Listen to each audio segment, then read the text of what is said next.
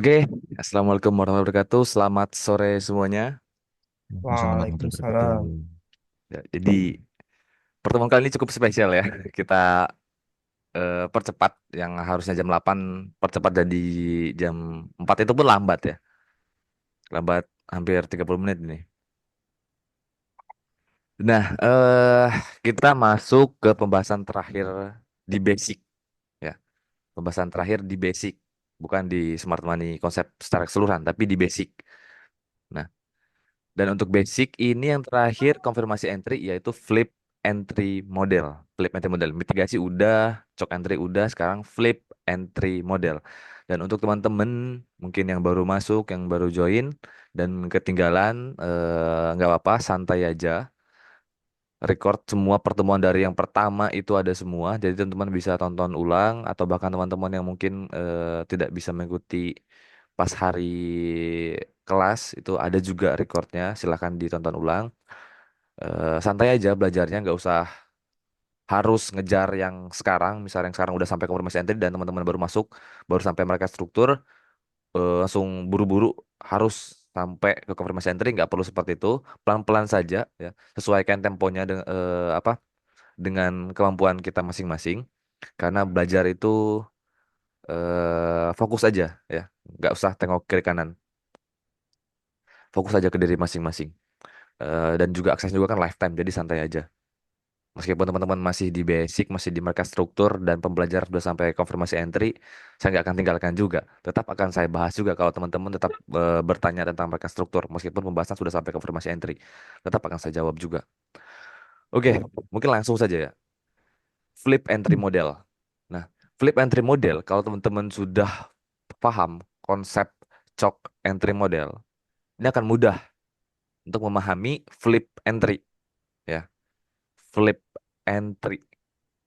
Nah, karena hakikatnya flip entry sama chalk entry model itu hampir sama ya. Hampir sama. Karena dia membutuhkan perubahan tren dulu secara internal ataupun secara eksternal. Perubahan tren. Ini POI HTF ya. Kalau kita berbicara secara minor change of character, kan inducement atau pullback terdekat yang di break di sini menjadi minor change of character. Nah, sama halnya dengan flip entry ya. SOP pertama kalau kita akan menggunakan flip entry model ya. Yang pertama tetap kita harus menunggu terbentuk M-CHOK ya atau CHOK. Nah, yang pertama. Terus yang kedua, ini yang membedakan antara eh, CHOK entry model dengan flip. Yang kedua ada POI yang di break secara impulsif. Nah, ini yang membedakan antara chok entry model dengan flip entry model. Terus siapa suara yang bocor? Nah, kan kalau chok entry model pas sudah terjadi minor change of character kita harus nunggu inducement, terus nunggu POI. Sedangkan untuk flip entry model setelah terjadi minor change of character kita lihat minor change of character-nya ini terjadi ketika market break POI atau tidak. Ya. Jadi di sini di pullback ini ya yang menjadi inducement ini ada POI-nya. Mau dia di hit dulu bereaksi atau bahkan nanti marketnya langsung jebol itu bisa juga. Yang penting ada POI di kirinya sini ya. Di pullback ini ada POI dan oleh market itu di break secara impulsif. Ingat, wajib impulsif. Impulsif itu berarti dia di break secara instan dan meninggalkan imbalance yang cukup besar ya. Meninggalkan imbalance yang cukup besar.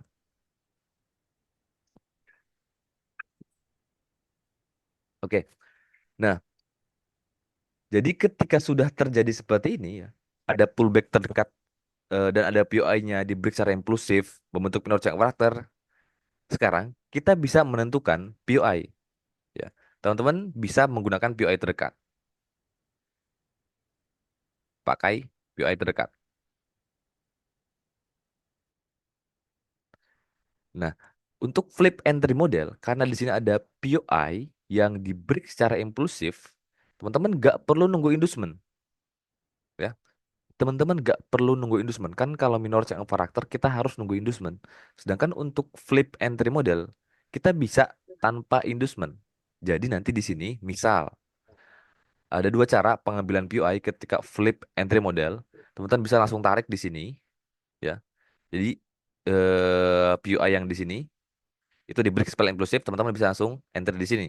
Jadi ketika marketnya nanti hit POI ini, ya, turun kembali ke sini, teman-teman bisa langsung enter di area ini. Itu penarikan POI yang pertama. Terus yang kedua, teman-teman bisa pakai POI yang di sini, yang terdekat di sini. Nah, jadi seperti ini. Kalau secara sederhananya, supply menjadi demand. Atau kalau istilah apa sih namanya ya? Kalau di pattern tuh RBS ya. Kurang lebih seperti itu. Cuman kalau di SMC ada SOP-nya, ya. Nggak sembarang supply jadi demand, nggak sembarang RBS, nggak sembarang seperti itu. Harus ada SOP-nya. Yang pertama yaitu dari minor karakter, terus memang ada POI-nya, ya, yang di break secara impulsif. Kalau dia breaknya pelan-pelan, cuma pelan-pelan gini, ya kita terus di break, ya kita nggak bisa pakai, ya kita nggak bisa pakai untuk flip. Atau dia break impulsif di sini tapi di sini nggak ada POI, ya kita juga nggak bisa pakai karena tidak sesuai dengan SOP-nya gitu. Jadi ada SOP-nya yang harus terpenuhi. Yang pertama terjadi minor change of character, yang kedua POI di break secara impulsif, ya.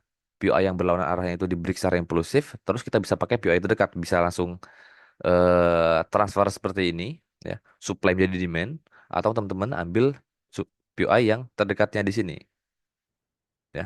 Ketika ada inducement seperti ini, misalnya di atasnya ada inducement, nah itu menjadi data tambahan di mana POI kita semakin kuat nantinya.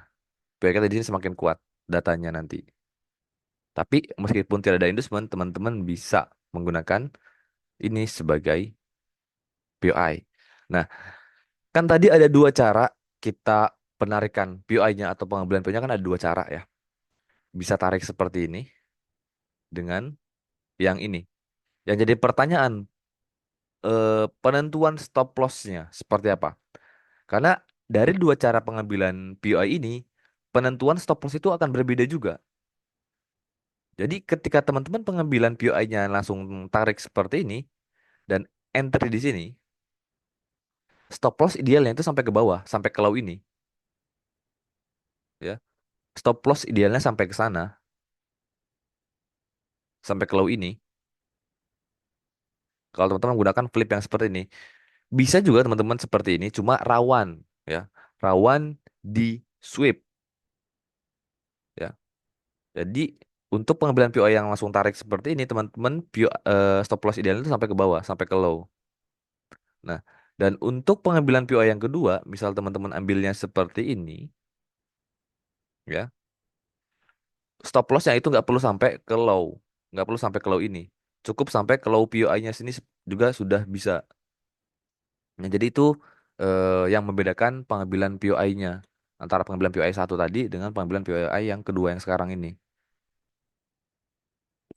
Itu untuk flip entry model. Kalau teman-teman sudah paham tentang minor converter, udah mudah lah ini. Hanya membedakan itu ada break impulsifnya atau tidak.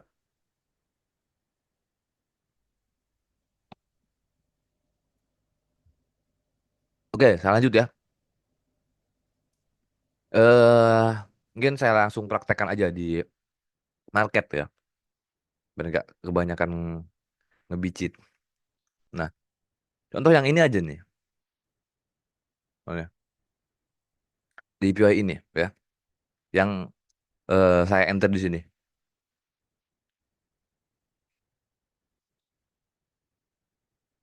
Ini pas tanggal 7 Oktober. Kalau nggak salah ini ada aku share juga deh Outlook-nya.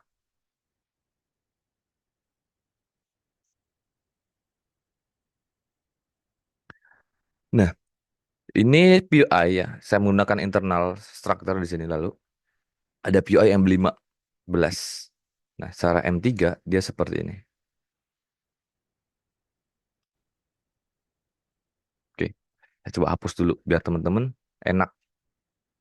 Nah, di time frame M3-nya seperti ini. Ketika market hit ya, hit PUI ini, M15, kita kan langsung mencari konfirmasi entry ya. Kita akan langsung mencari konfirmasi entry. Nah, kebetulan kemarin saya mencari konfirmasi entry di M3. Ini hit yang pertama ya. Hit yang pertama di sini tapi secara scoop entry dia tidak membentuk konfirmasi scoop, di sini pun tidak membentuk konfirmasi scoop ya. Akhirnya di sini membentuk konfirmasi scoop tapi dia sudah mengambil PUI terdekat di sini atau pullback terdekat, sorry, pullback terdekat di sini ya. Meskipun di sini break secara impulsif ya, meskipun di sini break secara impulsif, teman-teman bisa melihat candle hitam ini kan dia membreak pullback terdekat ini secara impulsif, tapi secara PUI di sini nggak ada PUI. Ini tidak masuk ke dalam SOP flip entry ya, karena nggak ada PUI di pullback ini. Kalau kita gambarkan secara pullbacknya kan jadi seperti ini ya, sifat bawah seperti ini, candle hitam. Nah, dia break sini. Ini kan pullback terdekat, tapi nggak ada PUI. Meskipun di break secara impulsif, ini bukan flip entry model. Dia menjadi chok entry model. Nah, kalau secara cek chok entry model di sini sudah ada inducement ya. Pullback terdekat, pullback di sini juga ada bikin lagi pullback dan di sini juga bikin lagi pullback. Tapi cara PI-nya seperti ini masih membentuk relatif equal high dan gagal. Katakanlah kita masuk di sini dan kita terkena stop loss minus 1 R secara chok entry model ya. Ini chok entry model gagal. Nah, terus yang kedua, di sini ada scoop, ada scoop. Nah, yang saya masuk ini kemarin di sini dan ini yang kena sweep dulu ya. Saya sempat masuk di sini kena sweep, ini scoop entry model ya, scoop entry model karena di sini sudah break membentuk bearish imbalance ini menjadi PUI-nya. Dan sini saya terkena stop loss nih di sweep sama yang pergerakan yang di sini. Nah, minus 2 R. Saya minus 2 R di sana. Akhirnya di sini marketnya break PUI ini atau pullback terdekat yang di sini. Ini kan pullback terdekatnya lagi ya, pullback terdekatnya. Nah, ketika marketnya break di sini, nah ini yang disebut sebagai flip entry model. Kenapa disebut flip entry model? Karena sebelum marketnya break, nah di pullback ini kan ada PUI. Nah, ini menjadi PUI. Pada pullback di sini ini menjadi candle low, ada imbalance-nya. Ini menjadi PUI. Dan akhirnya marketnya break secara impulsif di sini, meninggalkan imbalance yang cukup besar. Nah, sehingga ketika minor change of character ini tervalidasi, break minor change of character, ada PUI terdekat yang di break secara impulsif, maka SOP 1 dan SOP kedua itu sudah terpenuhi. Jadinya, jika teman-teman mau entry di flip ini, bisa saja. Mau langsung tarik garis seperti ini, yang ini langsung ditarik ya, itu bisa. Kalau teman-teman masuk di sini berarti stop loss-nya itu sampai di atas ini. Itu sekitar 22 pips. Ya. Jadi tanpa menunggu inducement, itu kita bisa masuk kalau flip entry model. Atau teman-teman maunya seperti ini. Karena ini sudah diberi secara impulsif, teman-teman ambil PUI terdekat yang ini. Nah, jadi di sini itu juga bisa. Jadi nggak perlu menunggu terbentuk inducement.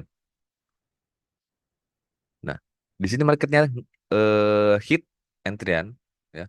Setelah minus 2 R dengan menggunakan MCOK entry dan scoop entry di sini baru jalan. Nah, seperti ini. Ini yang dimaksud dengan chalk entry model. Sorry, flip entry model. Nah, untuk flip sendiri ada nanti. Bukan cuma dikonfirmasi, tapi di struktur juga ada flip entry atau flip PUI. Itu ada, tapi nanti akan saya bahas di materi advance ya. Untuk PUI flip atau flip PUI. Nah, ini salah satu contoh flip entry model. Yang perlu teman-teman perhatikan atau perlu teman-teman ingat itu bahwa flip entry ada PUI yang di break secara impulsif. Itu saja yang membedakan antara choke entry dengan flip entry. Ya.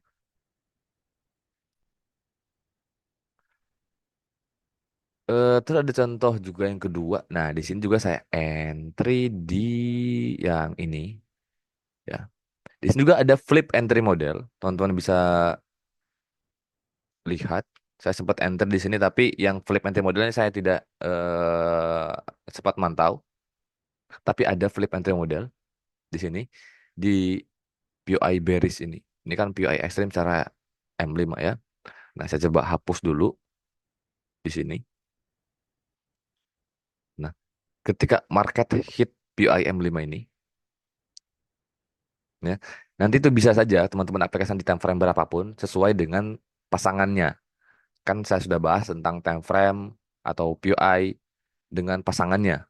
Karena sudah kayak H1 dengan M5, M15, M3, M1, M5, M1, atau bahkan M3.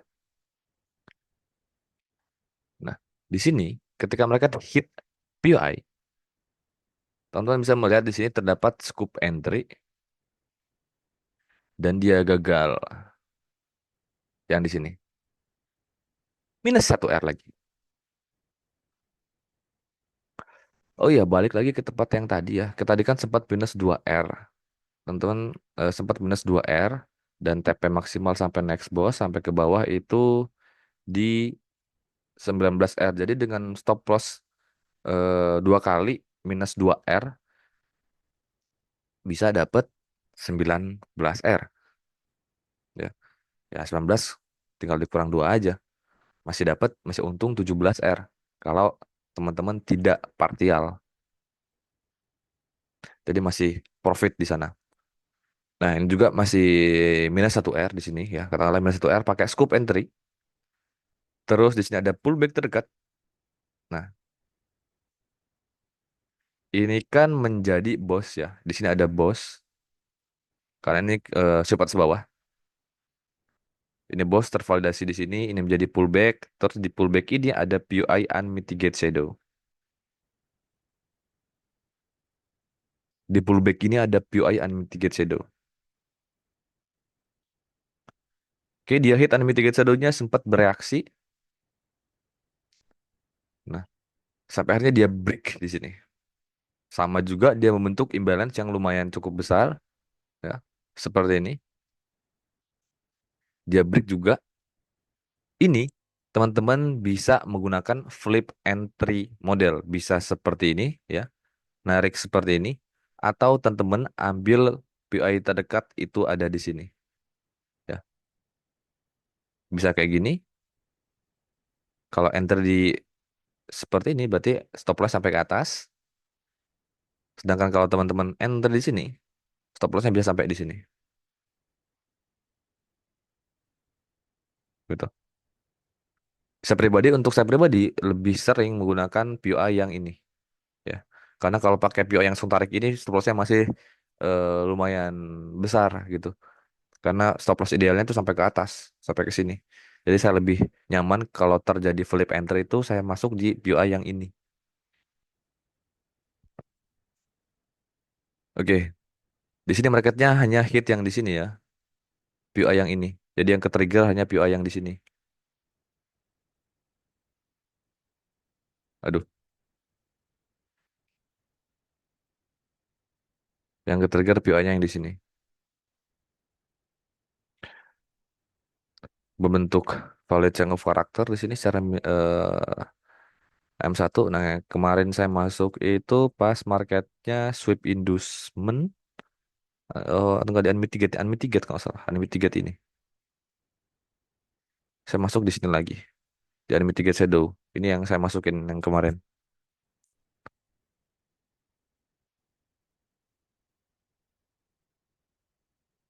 Nah, tapi secara flip entry model itu di sini ya, yang tadi, yang saya tarik ini.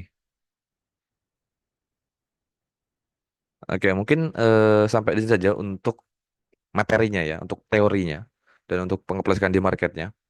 Di mana cok atau flip entry model ini hampir mirip dengan choke entry model. Yang membedakan hanya ada atau tidaknya POI, di break atau tidaknya secara impulsif, sama kalau flip entry itu bisa tanpa inducement. Ya. Ada pertanyaan? Monggo. Oh, Eh, Bang, untuk POI-nya apa harus fresh ya? ya, untuk POI-nya tersendiri ya, selama dia masih berada di pergerakan pullback tersebut, nggak masalah. Bisa saja mungkin seperti ini ya. Sebenarnya nggak perlu fresh, penting ada POI di sini. Bisa saja kan contoh kayak di sini misal naik ke sini, ini kan ada POI unmitigated shadow. Bisa saja dia naik dulu ke atas, ya, terus dia break ke bawah. Tapi kalau seperti ini, kita harus pakai POI yang di sini. Nah, jadi nah, kita memang cenderung ya lebih kebanyakannya itu POI-nya fresh. Banyaknya itu POI-nya fresh. Ataupun kalau nggak fresh ya, kalaupun misal kayak di sini dia sempat turun, istilahnya dia tidak membentuk pullback yang baru gitu. Kalau dia membentuk pullback yang baru naik lagi ke atas ini, ya berarti kan sudah bukan yang di sini. Sedangkan di sini misal nanti di pullback yang baru tuh nggak ada POI, ya kita nggak bisa pakai flip. Jadi nggak perlu, nggak mesti fresh. Yang penting dia ada di pullback terdekat, ya, CPI-nya itu di sini. POI-nya yang sesuai standar SOP kita juga ya, gitu. Kalau secara candle nggak ada, berarti bisa pakai unmitigated shadow kayak di sini. Kalau di sini kan ada ya, yang di sini kan ada. eh Kalau yang ini kan ada di secara candle jelas nampak lah. Ini secara POI valid pullback, candle terdekat, candle terendah, eh dan ada imbalance ini jadi POI. Kalau secara candle nggak ada ya bisa melihat apakah ada unmitigated shadow-nya atau tidak. Jadi kalau di sini secara candle nggak ada, tapi secara POI unmitigated shadow ada, kita bisa pakai. Yang intinya nggak perlu fresh, cuma rata-rata sih fresh ya. Di pullback itu fresh. Atau mungkin yang dimaksud dengan fresh atau tidaknya itu langsung di break impulsif, langsung ke bawah sini, gitu. Ininya harus fresh Oh, up.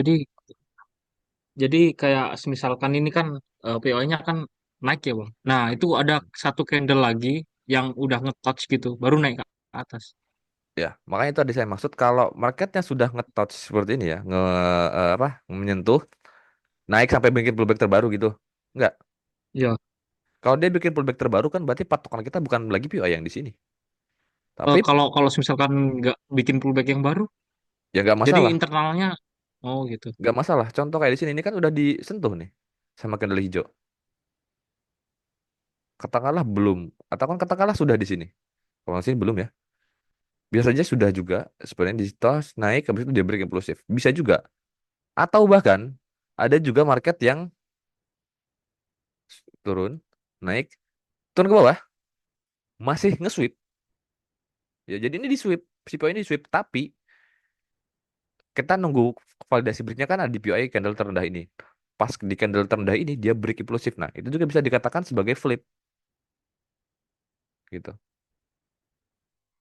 Karena terbentuk atau tercipta pergerakan yang impulsif. Jadi nggak perlu fresh juga sih. Yang penting ada POI di sini. Ada lagi? Terima kasih, Bang. Sama-sama. Ayo, ada berapa nih? Ada Bang Adi, Bang Afan, Bang Ahya, Bang Amir, Bang Arba, Bang David, Pak Gendon, Bang Aris, Bang Huda, Bang Jostar, Bang Rian, Sebastian, Bang Tri. Ayo, tentang flip entry.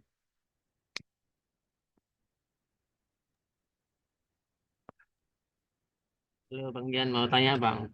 Yuk, monggo silahkan. Ini Bang, flip entry itu berarti dia itu hanya diperuntukkan untuk pullback terdekatnya saja kan, bukan pullback Iya, yang bawahnya saja. iya, diperuntukkan untuk pullback terdekat.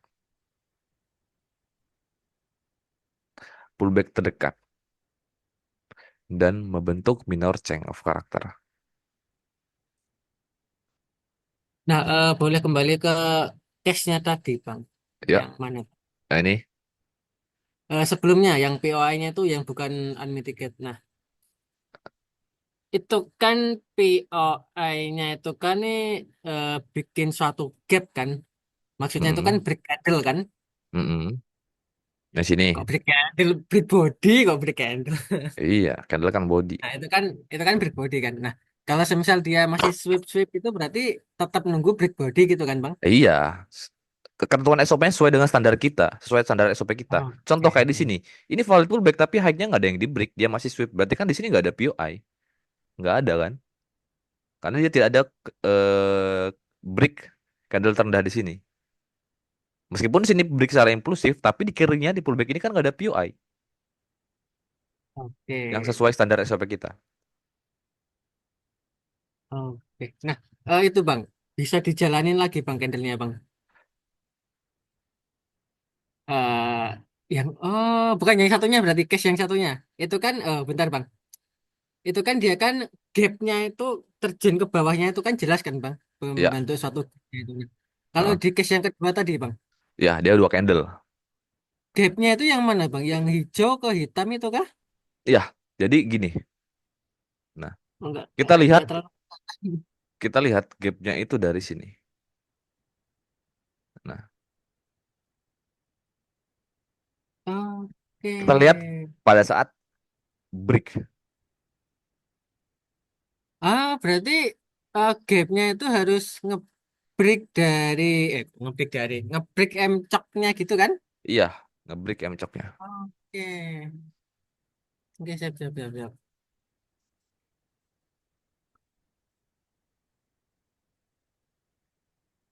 Ini baru flip konfirmasi ya. Nanti ada flip lagi struktur.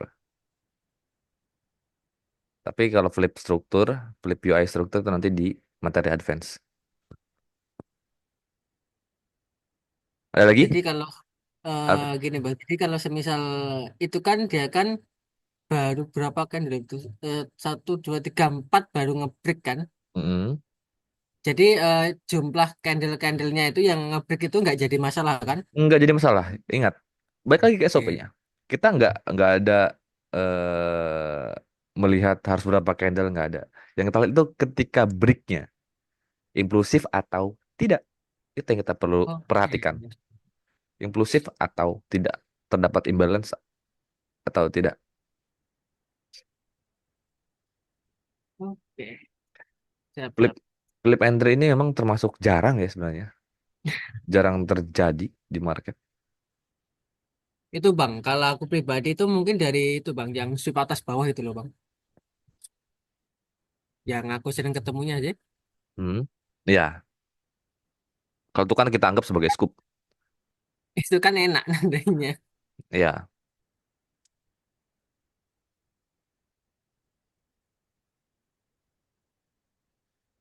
Oke, ada lagi? Ayo, monggo tentang flip entry. Yo, Bang Adi, Bang Adi. Belum ada sih yang mau ditanyakan. Paling tanya nanti kalau udah nemuin kasusnya. Oke, Biasanya oke. gitu. Kalau udah Iya. bingung baru tanya gitu. Mungkin kan biasa kalau lagi nonton atau lagi belajar gini, paham paham nih. Nanti di real market kan, waduh, gimana nih? Nah iya gitu. Nah, Soalnya kan belum ngalamin langsung gitu Bang. mhm. Nggak apa, nanti teman-teman bisa cari-cari. Jan, Bang Jan. Ya, Misalkan ada flip nih di konfirmasinya, terus ada lagi apa struktur barunya flipnya udah nggak bisa dipakai. struktur baru sudah bikin minor breakout factor gitu. Ya, ya gitu. Ya, flipnya kita nggak pakai lagi karena kita berpatok ke strukturnya lagi kan, ke struktur. Flipnya udah Ya nggak segitu dipakai berarti. doang. Ya, makasih Bang Jan. Ya, Bang San, yuk. Kalau apa POI flip itu boleh pakai konfirmasi nggak? Kan kan kalau POI yang lebar gitu loh. Bisa, bisa, bisa. Jadi misal teman-teman ketika hit di sini, misal nanti mencari scoop lagi, bisa. Oh iya iya. Contoh ini nunggu scoop, berarti kan jadinya di sini. Toh, pada saat marketnya Iya. hit flip yang di sini. Dan nanti teman-teman Berarti entry-nya di sini. Nah, stop loss, SL-nya di situ ya. iya, asal di atas scoop-nya ini. Gitu. Oke Bang.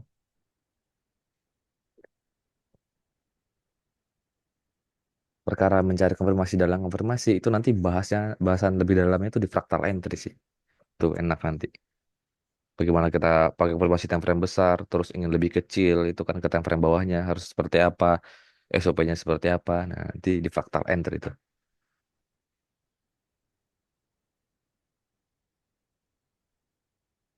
Oke, ada lagi yang bertanya? Konfirmasi Iya, entry Mas flip. Zen, Yo. mau tanya Mas Zen. Jadi Hmm. gini Mas Zen, saya itu masih bingung kayak kapan kita harus cari scoop, kapan waktunya scoop ini tidak valid, waktunya nunggu MCOK nih atau waktunya nunggu konfirmasi flip aja nih lebih bagus. Karena gini Mas Zen, ketika Gini. saya set alarm, terus Hmm. harga itu masuk POI, itu mindset saya tuh langsung nyari scoop aja, scoop gitu kena SL, terus ada scoop lagi, SL lagi, jadi masih bingung nentuinnya ya Mas Zen. Kapan scoop itu invalid, kapan MCOK itu invalid gitu. Oke. Gimana ya Mas Zen ya? Sebenarnya kalau teman-teman udah paham tentang pembahasan konfirmasi entry itu, pasti akan paham kapan scoop dikatakan invalid, kapan cok entry dikatakan invalid, pasti akan paham kalau teman-teman udah paham tentang konfirmasi tersebut. Contoh, scoop entry itu akan invalid ketika sudah terjadi minor change of character. Misal, di sini jadi scoop entry, tapi marketnya turun ke bawah, dia membentuk minor change of character, berarti scoopnya itu udah nggak valid. Kita harus sudah pakai konfirmasi minor change of character gitu. Itu kalau scoop dikatakan invalid. Terus cara minor change of character dikatakan invalid itu ketika misal kita udah enter di sini, udah minor change of character. Kita mau entry nunggu di POI atas. Ternyata marketnya udah bentuk lagi struktur di bawahnya. Udah membentuk minor break of structure, minor, baru minor break of structure. Mungkin bingung ya. Coba seperti ini. Ini market. Eh, ini POI. Marketnya naik di sini. Nah, bikin scoop scoop gitu di situ. Nah, belum hit scoopnya, belum ngehit scoop kita, marketnya udah terlanjur turun duluan dan dia mengambil POI terdekat di sini atau mengambil pullback terdekat di sini, membentuk minor change of character, berarti scoopnya udah invalid. Kita harus pakai minor change of character. Nah, terus seperti ini. Kita nunggu di atas nih. Cara inducement sudah ada, PI udah ada, tapi marketnya ternyata cuma tag inducement di sini terus turun membentuk minor break of structure. Nah, harusnya kan kita nunggu lagi di sini di struktur terbarunya. Dikatakan invalid ketika ini terjadi cok lagi. Ketika di sini break lagi ke atas, nah berarti ya udah invalid berarti kan kita kena stop loss di sini. Udah invalid itu. Kita nggak usah lagi entry di sini. Karena secara minor dia udah uptrend lagi, udah bullish lagi. Jadi jangan lagi enter di sini. Kita udah invalid yang ini. Strukturnya udah ada lagi di sini yang terbaru. Gitu. Itu cok dikatakan invalid sama eh scope dikatakan invalid. Dan untuk kapan sih kita pakai scope? Kapan kita pakai minor change of character? Kalau saya pribadi, ya, saya mengikuti market membentuk apa. Ya, market membentuk apa di POI-nya. Kan konfirmasi itu ada tiga. Ketiga-tiganya kita bisa pakai. Tergantung market membentuk konfirmasi modelan mana. Kalau ternyata market hit POI di sini bentuk scoop, saya akan entry masuk scoop sesuai dengan SOP yang sudah saya jelaskan. atau marketnya hit di sini membentuk konfirmasi scoop minor chain of character. Ya udah, saya pakai minor chain of character sesuai dengan SOP yang sudah ada. Jadi saya fleksibel mengikuti market membentuk konfirmasi model yang apa. Seperti itu. Atau teman-teman ingin membatasi itu dengan penggunaan trading plan. Misal, saya nggak akan entry ketika market membentuk minor chain of character. Saya hanya akan entry menggunakan scoop entry saja. Kalau marketnya hit PUI bentuk minor chain of character, saya nggak akan masuk. Atau begitupun sebaliknya. Saya nggak akan masuk kalau marketnya itu membentuk scoop entry. Saya cuma akan masuk ketika market membentuk konfirmasi entry cok saja. Atau nggak flip. Itu juga nggak masalah. Cuma teman-teman harus ikhlas kalau teman-teman menggunakan trading plan seperti itu. Marketnya ternyata tidak sesuai dengan trading plan kita. Plan kita mau menggunakan MCOK, only MCOK, tapi market hit POI berbentuk scoop, kan tidak sesuai dengan trading plan kita. Nah, ketika marketnya ternyata di scoopnya running, ya teman-teman harus terima gitu. Sisa menunggu setelah scoop itu apakah membentuk chok entry atau tidak. Dan chok entry-nya apakah ke-trigger atau tidak. Kalau saya pribadi lebih fleksibel, tergantung market membentuk konfirmasi apa, itu yang saya akan follow. Gitu.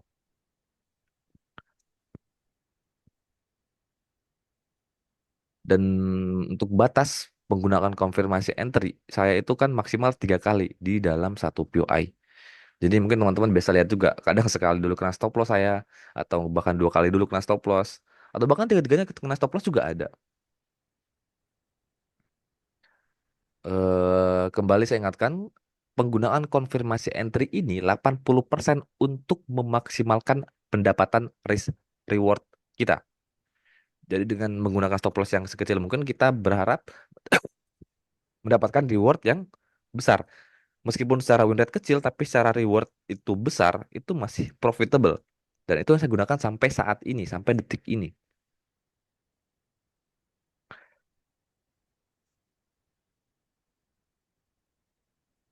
Apakah paham? Atau ada teman-teman ada lagi? 1 menit lagi. Kalau memang masih ada pertanyaan, kita lanjut sesi kedua.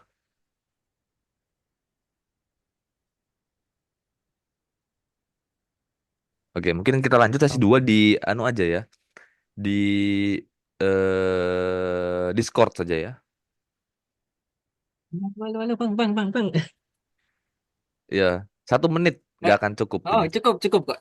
Bukan masalah materi kok. Bang Gimana? Jan itu selama ini itu sekali entry nunggu TP atau sekali entry, entry masih jalan, kemudian entry lagi, bang. Sekali enter nunggu TP. Oke, siap, siap, siap. Jadi kalau semisal di tengah jalan itu ada momen yang bagus itu nggak diambil ya, bang? Enggak. Oke, siap. Oke, kita lanjut di Discord ya. Oke. Oke, Bang. saya tetap standby di Discord, teman-teman. Silakan tanyakan semua.